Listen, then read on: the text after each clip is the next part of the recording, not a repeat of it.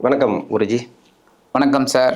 குரு பயிற்சி இந்த ஆண்டு 2026 கடகராசிக்கு வரக்கூடிய குரு பகவான், அவரை பற்றி ஒரு இன்ட்ரோ கொடுத்துருங்க. குரு பகவான் அப்படின்னாலே குரு பயிற்சி அப்படின்னு சொன்ன உடனே எல்லாருக்குமே ஒரு ஈகர் இருக்கும். என்ன அப்படின்னா, நம்ம ராசிக்கு எப்படி இருக்கும், இந்த குரு பகவான் என்ன பண்ண போகிறார் அப்படின்னு. அந்த வகையில் இந்த குரு பகவான் அப்படிங்கும்போதே இவர் இப்போ கடகராசியில் உச்சமடைகிறார். கடகராசி அவருக்கு ரொம்ப நல்ல பிடித்தமான ஒரு ராசி. அந்த இடத்துல அவர் உச்சமடைகிறது ரொம்ப பிரமாதம். ஏன்னா உலகமே ரொம்ப க்ஷேமமாக இருக்கும். சுபிக்ஷம் அப்படின்னு சொல்லுவாங்க பார்த்தீங்களா, அந்த மாதிரி இருக்கும். அந்த வகையில் இந்த குரு பகவான் 1/6/2026 25/6/2027 வரைக்கும் கடகராசியில் இருக்கார். இன்பிட்வீன் பார்த்தீங்கன்னா ஒரு அக்டோபர் லாஸ்ட்டு, ஆக்சுவலாக 1 நவம்பர்னு வச்சுக்கலாம். அப்போ அதிசாரமாக சிம்மத்துக்கு போகிறார். சிம்மமும் இவருக்கு ரொம்ப உகந்த வீடு தான், ரொம்ப நட்பு வீடு. அப்போ அங்கே ஒரு 2 மாதம் இருக்கார். அதுக்கப்புறம் அப்படியே வக்ரமாகி அதே இதில் இதில் கடகத்துக்கு வந்துடுறார். கடகத்தில் வக்ரமாக வந்து அப்புறம் வக்ர நிவர்த்தி ஆகி இந்த 25/6/2027 வரைக்கும் கடகத்திலே இருக்கார். அதுக்கப்புறம் தான் சிம்மத்துக்கு வரப்போகிறார். அந்த வகையில் பார்வை பலம் அப்படின்னு பார்த்தீங்கன்னா 5ஆம் பார்வையாக விருச்சிகத்தை பார்க்குறார், 7ஆம் பார்வையாக மகரத்தை பார்க்குறார், 9ஆம் பார்வையாக மீனத்தை பார்க்குறார். இந்த 3 ராசிகளுமே இப்போ ரொம்ப சுபிக்ஷமாக நல்லபடியாக வரக்கூடிய ஒரு அமைப்பு இந்த 3 ராசிக்கும் இருக்குது. அதுக்கப்புறம் இந்த அதிசாரமாக வரும்போது இந்த பார்வையும் மாறும். ஏன்னா ராசியே மாறுதுங்கும்போது பார்வையும் மாறும். அப்போ தனுசுவை பார்க்க போகிறார். அதுக்கப்புறம் பார்த்திங்கன்னா கும்பம், மேஷம். ஸோ இந்த 3 ராசிகளும் ஒரு 2 மாதத்துக்கு கொஞ்சம் இது இருக்கும். வக்ரகதியில் அலைஞ்சால் கூட பார்வை ஒரே மாதிரி தான் இருக்கும். ஆக இதுதான் அந்த குரு பகவானோட சஞ்சாரம். ஓகே. அந்த வகையில் நாட்டில் கொஞ்சம் அரசியல் எல்லாம் மாற்றங்கள் இருக்கும், நிறைய மாற்றங்கள். ஏன்னா அந்த குரு அப்படிங்கும்போதே மகான். அப்போ உயர்ந்த பதவி அவங்களுக்கெல்லாம் கொஞ்சம் பிரச்சனைகள் இருக்கும்.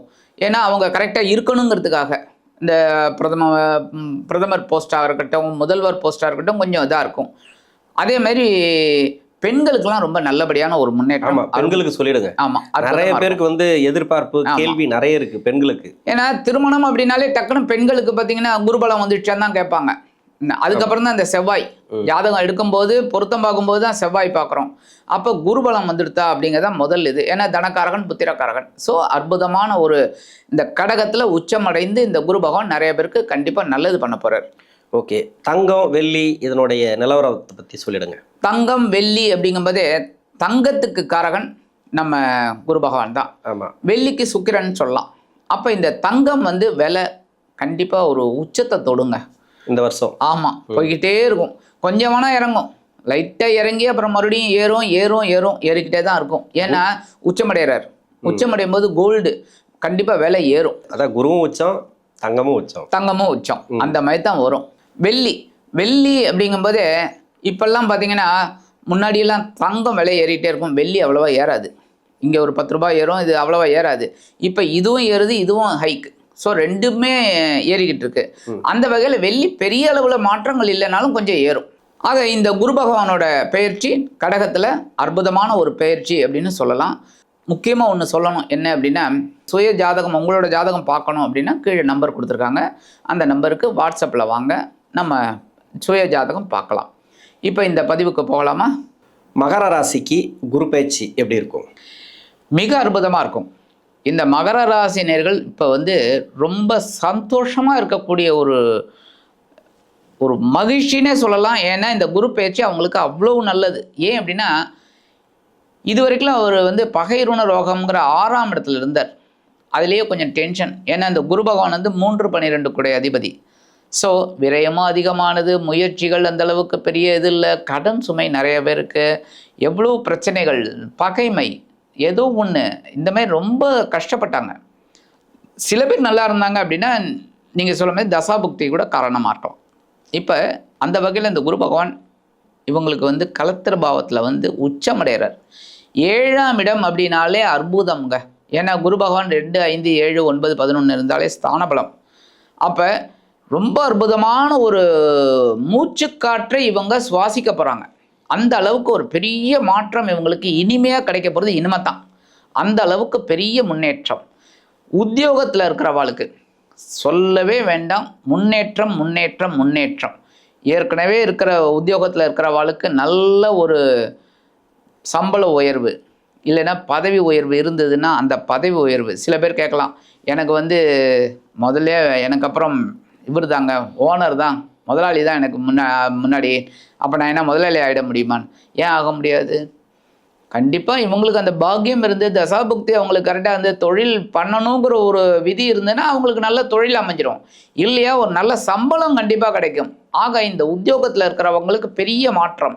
சரி, புதுசாக வேலை தேடுற குழந்தைகள் கண்டிப்பாக ஒரு நல்ல ஒரு இனிமையான வேலை அவங்க மனசுக்கு ஏற்ற மாதிரி கண்டிப்பாக கிடைக்க போகிற ஒரு காலகட்டம் இந்த காலகட்டம். அடுத்தபடியாக தொழில் வியாபாரம் கண்டிப்பாக ஒரு 3 மாதமாகவே அவங்களுக்கு வந்து தொழிலில் ஒரு ஏற்றம் இல்லை. கடன் தான் ஏறிக்கிட்டே இருக்கே தவிர தொழிலில் ஒரு ஏற்றம் மாற்றம் எதுவுமே இல்லை. ஆஸ்தச்சு என்ன போயிட்டுருக்கோ சர்வை பண்ணியிருந்தாங்க, பெரிய ஒரு இதெல்லாம் இல்லை. அவங்களுக்கெல்லாம் இப்போ நல்ல மாற்றம் கண்டிப்பாக கிடைக்கும். தொழில் மாற்றம், தொழில் ஏற்றம் இதெல்லாம் இவங்களுக்கு இப்போ கிடைக்கக்கூடிய ஒரு காலகட்டம். ஏன்னா 7ஆம் இடம்ங்கிறது அவ்வளோ அற்புதமான ஒரு இது. அதேமாரி இவங்களுக்கு இந்த பார்ட்னர்ஸ் இருக்காங்க பாருங்க, பார்ட்னர்ஷிப்பில் இருக்கிறவங்களுக்குலாம் அந்த பார்ட்னர்ஸ் வந்து ரொம்ப ஹெல்ப்ஃபுல்லாக இருக்க போகிற காலகட்டம் இந்த காலகட்டம். அதேமாரி புதுசாக கூட நிறைய பேர் வந்து கூட்டாளிகள் வந்து சேர்றதுக்கும் வாய்ப்பு இருக்குது. கூட்டாளிகள் வரும்போது ஏன்னா கூட்டாளிகள் வராங்க அப்படிங்கும்போது இன்வெஸ்ட்மெண்ட் அதிகமாகும். இன்வெஸ்ட்மெண்ட் அதிகமானாலே இந்த தொழில் விருத்தி அடையும். ஸோ தொழில் விருத்தி அடையக்கூடிய ஒரு வாய்ப்பு இந்த குரு பகவானோட பெயர்ச்சியில் இவங்களுக்கு கண்டிப்பாக கிடைக்கக்கூடிய ஒரு வாய்ப்பு. முக்கியமாக இந்த காலகட்டத்தில் அவங்களுக்கு சுப விரயங்கள் இருக்குங்க. கண்டிப்பாக ஒரு திருமணமாகாத குழந்தைகள் இப்போ அவங்க வீட்டில் வந்து திருமணமாகாத குழந்தைகள் இருப்பாங்க, நல்ல ஒரு வரன் அமையும். அதனாலே திருமண யோகம் கைகூடும். திருமண யோகம் கைகூடுறதுனாலே சுப விரயம் கண்டிப்பாக ஏற்படும். அதேமாதிரி சொத்து சேர்க்கை கண்டிப்பாக கிடைக்கிறதுக்கு வாய்ப்பு இருக்குது. புதுசாக ஒரு வீடு மனை வாகனம் இதெல்லாம் வாங்கணும்னு நினைக்கிறவங்களுக்கு ஒரு அற்புதமான ஒரு அபரிமிதமான ஒரு வளர்ச்சி கண்டிப்பாக கிடைக்கும். அவங்களோட திட்டமெல்லாம் வெற்றியை கொடுக்கும். அதேமாதிரி படிக்கிற குழந்தைகள் கேட்கவே வேண்டாம். சாதாரணமாக மகர ராசியினர்கள் கொஞ்சம் நல்லா படிக்கக்கூடிய ஒரு அம்சம் தான், இல்லைன்னு சொல்ல முடியாது. உத்திராடம் திருவோணம் அவிட்டம், ஸோ நல்லா படிப்பாங்க. அவங்களுக்கெல்லாம் நல்ல ஒரு காலகட்டம், நல்லா படித்து ஒரு முன்னேற்றம் அடையக்கூடிய ஒரு காலகட்டம்னு சொல்லலாம். அடுத்தபடியாக இப்போ நண்பர்கள் ரொம்ப அந்த பழைய காலத்து நண்பர்கள் அவங்களெலாம் இப்போல்லாம் வாட்ஸ்அப் வந்துடுச்சு, அதில் ஒரு குரூப் சேர்த்து அதில் ஒரு என்ஜாய்மெண்ட் ஒரு ஜாலி அதெல்லாம் இந்த பழைய கால ஒரு நினைவு அலைகள்லாம் இப்போ வரக்கூடிய வாய்ப்பு. அப்போ ஒரு சந்தோஷமாக இருக்கக்கூடிய ஒரு முன்னேற்றம் இந்த குரு பகவானோட 7ஆம் பாவத்தில் வரக்கூடிய பயிற்சி, அதுவும் உச்சமடைகிறார். ஸோ அற்புதமான ஒரு காலகட்டம் இந்த காலகட்டம். அவங்களோட முயற்சிகள் சாதகமாகும். குருவுடைய பார்வை பலன் அது எப்படி இருக்கும்? குருவோட பார்வை அற்புதமான ஒரு பார்வைங்க. ஏன்னா இந்த குரு பகவான் 5ஆம் பார்வை அவங்களுக்கு லாபஸ்தானத்தை பார்க்குறார். இதுவரைக்கும் நலிவடைந்த தொழில் கூட விருத்தி அடையும்னு பாருங்க. ஏன்னா தனக்காரகன் உசுப்பேத்தி விட்டுருவார். அப்போ நலிவடைந்த தொழில் கூட விருத்தி அடையக்கூடிய வாய்ப்பு அப்படிங்கும்போதே அப்போ நல்லா போயிட்டு இருக்கிற தொழில் இன்னும் சூப்பராக போகும். ஸோ லாபம் கண்டிப்பாக கிடைக்கக்கூடிய ஒரு வாய்ப்பு இந்த குரு பகவானோட 5ஆம் பார்வை கண்டிப்பாக உங்களுக்கு ஒரு நிவர்த்தியை கொடுக்கும். ஸ்தான பலம் இருக்குது, பார்வை பலமும் இருக்குது. ஸோ உத்தியோகம் தொழில் வியாபாரம் முன்னேற்றம் அடையக்கூடிய ஒரு வாய்ப்பு. அடுத்தபடியாக சூப்பர் 7ஆம் பார்வை ஜென்மராசியை பார்க்குறார். அது போதுங்க, ஜென்மராசியை குரு பார்த்தாலே முடிஞ்சு போச்சு. ஸோ ஒரு சுப கிரகத்தோட ஒரு பார்வைங்கும்போது இவங்களுக்கு ஒரு பெரிய ப்ளஸ் பாயிண்ட். மனசில் இருக்கிற கவலைகள் குறையும். ரொம்ப நாளாக சில பேருக்கு வந்து உத்தியோகம் சிறப்பாக அமையலையேங்கிற கவலை, அதான் அந்த ஏஜ் சர்க்கிளுக்கு அவங்களுக்கு நல்ல உத்தியோகம் கிடைக்கிறதுனால சந்தோஷம். அடுத்தபடியாக தொழில் வியாபாரம் அது நல்லபடியாக நடக்கிறதுனால அது ஒரு முன்னேற்றம். அடுத்தபடியாக இந்த நடுத்தர வயது அப்படிங்கும்போதே அவங்களுக்கு வந்து திருமணத்துக்கு தயாராக இருப்பாங்க. அவங்களோட பையனோ பொண்ணோ என்ன, ஏன்னா அவங்களுக்கு ஒரு 50 வயசு அப்படின்னா அந்த பையனுக்கு ஒரு 25 வயசு அந்த மாதிரி வந்துடும். அப்போ அந்த திருமண வயது அப்படிங்கும்போதே கண்டிப்பாக அந்த பையனுக்கோ பொண்ணுக்கோ கல்யாணம் நிச்சயம் ஆகிடும். அவங்களுக்கு அது ஒரு சந்தோஷம் கண்டிப்பாக கிடைக்கும். அப்போ மனசில் இருக்கிற கவலைகள் குறையும், உடல் ஆரோக்கியம் நல்லபடியாக ஆகிடும். ஸோ இவங்களுக்கு இந்த காலகட்டம் சரி. ஏற்கனவே வந்து இந்த ராசியிலேயே நிறைய பேருக்கு கல்யாணம் ஆகலை. மகர ராசி நேயர்களுக்கு நிறைய பேருக்கு திருமண தடை இருந்திருக்கு. அந்த தடைகள்லாம் உடைப்படக்கூடிய ஒரு காலகட்டம். ஏன்னா 7ஆம் இடத்துல இந்த உச்ச குரு உட்கார்றது கண்டிப்பாக சுபகாரிய நிகழ்ச்சிகளை ஏற்படுத்தி கொடுத்துருவார். ஏன்னா சுபன் இது கிரகம், அதனால் கண்டிப்பாக சுபகாரிய நிகழ்ச்சிகள் அந்த தடைகள்லாம் உடைப்பட்டு ரொம்ப நாளாக கல்யாணமாகாத குழந்தைகளுக்கு கூட கல்யாணம் ஆகிடும். ஓகே. ஏன்னா என்னோட வயசில் சின்னவங்கங்கிறதுனால நான் குழந்தைகள் சொல்கிறேன். ஏன்னா அவங்களுக்கு 40 வயசு இருக்கலாம், 35 வயசு 40 வயசு, என்னோட சின்னவங்கிறதுனால சொல்கிறேன் குழந்தைகள்னு. மற்றபடி இந்த 35 வயசு 40 வயசு ஆனால் கூட அந்த திருமண யோகம் கை கொண்டுடும். ஸோ அவங்களுக்கு ஒரு நல்ல ஒரு பாக்கியம் கண்டிப்பாக கிடைக்கும். ஓகே, பெண்களுக்கு, மகர ராசி பெண்களுக்கு எப்படி இருக்கும்? இப்போ தாங்க அவங்க நிம்மதி அடைய போகிறாங்க, ஃப்ரீயாக ஆக போகிறாங்க. ஏன்னா இது வரைக்கும் அவங்களுக்கு ஏகப்பட்ட குழப்பங்கள், பெண்களுக்கு ரொம்ப சொல்லவே வேண்டாம், ரொம்ப டென்ஷனில் இருந்தாங்க. அந்த டென்ஷன்லாம் கண்டிப்பாக குறையும். அவங்களுக்கு ஒரு பெரிய ஒரு நிம்மதி கிடைக்கக்கூடிய ஒரு காலகட்டம் அப்படின்னாலே இந்த குரு பகவானோட 7ஆம் இடத்துக்கு வரக்கூடிய உச்சமடைகிற குரு கண்டிப்பாக கொடுப்பார். இந்த மகர ராசினர்களுக்கு இன்னொரு பெரிய ப்ளஸ் பாயிண்ட் என்னென்னா, 3ஆம் இடத்துல சனி வந்ததுலேருந்தே கொஞ்சம் பரவாயில்லை என்ன, ஆனால் அரைமறைவு ஸ்தானம் தான். அதனால் சனி பகவான் வந்தது 7.5 சனி முடிஞ்சிருக்கே தவிர பெரிய மாற்றங்கள் இவங்களுக்கு வரல என்ன.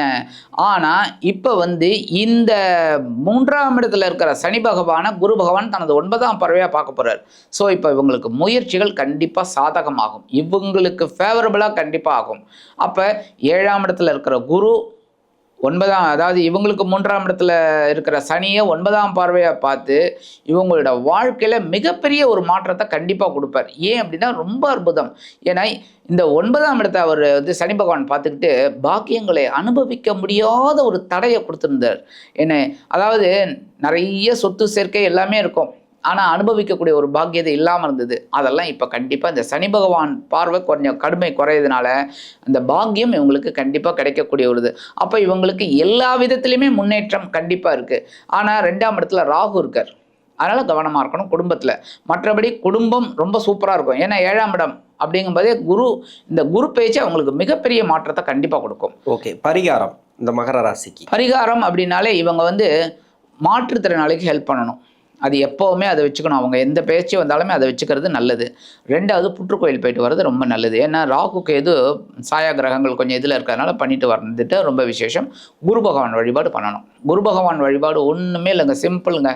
அவங்களுக்கு குருவுக்கு முல்லை மலர் தான், இல்லை வெள்ளை ஒயிட்டு, அது ரொம்ப விசேஷம். அது ஒரு முழம் வாங்கிக்கிட்டோம், கொண்டு போய் நவ கிரகங்களில் உள்ள குரு பகவானுக்கு அணிவித்து ஒரு நெய் தீபம் ஏற்றி வந்தாலே போகிறோம். ஏன்னா 7ஆம் இடத்துல இருக்கிற குரு கண்டிப்பாக, ஏன்னா அவரே உச்சமடைகின்றார். உச்சமடைந்து இவங்க ராசியை வேற பார்க்க போகிறார். ஸோ மிக பிரம்மாண்டமான ஒரு உயர்வுக்கு இவர் உச்சமடைந்த குரு கண்டிப்பாக நிறைவேற்றி வைப்பார் என்று கூறி விடைபெறுகிறேன். நன்றி. நன்றி.